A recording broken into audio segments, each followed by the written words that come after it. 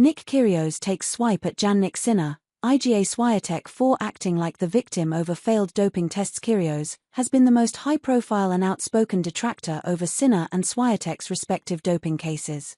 The Australian also hit out at Simona Halep after the Romanian's initial 4-year ban for failing drug tests, which was reduced to 9 months on appeal.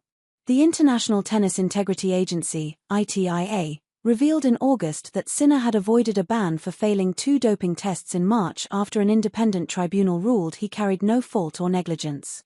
The Italian tested positive for clostebol, a banned anabolic steroid, on March 10 and 18 during and after the Indian Wells Masters.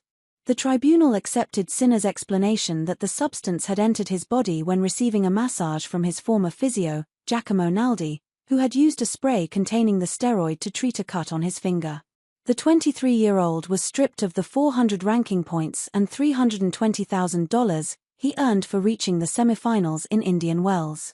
In September, the World Anti-Doping Agency, WADA, appealed to the Court of Arbitration for Sport over the verdict, seeking to impose a ban of up to 2 years on the world no one. On November 28, the ITIA announced that Swiatek had received a 1-month suspension as it was deemed she carried no significant fault or negligence.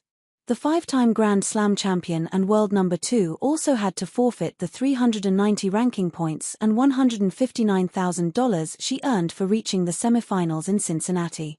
The ITAA accepted Swiatek's explanation that the substance entered her body due to the contamination of non-prescription medication she had been using for jet lag and sleep issues. The 23-year-old Pole was provisionally suspended from September 12 to October 4, meaning she had already served 22 days of her ban on the day the news emerged. She was forced to miss WTA 1000 events in Beijing and Wuhan during the suspension period. Kyrgios features on the latest episode of the Nothing Major podcast, which is hosted by a group of former American players, Sam Querrey, Steve Johnson, Jack Sock, and John Isner.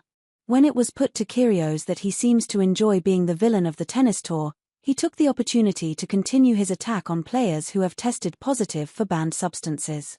"I haven't failed any drug tests. Once you get caught, you can't act like the victim," the former Wimbledon finalist said.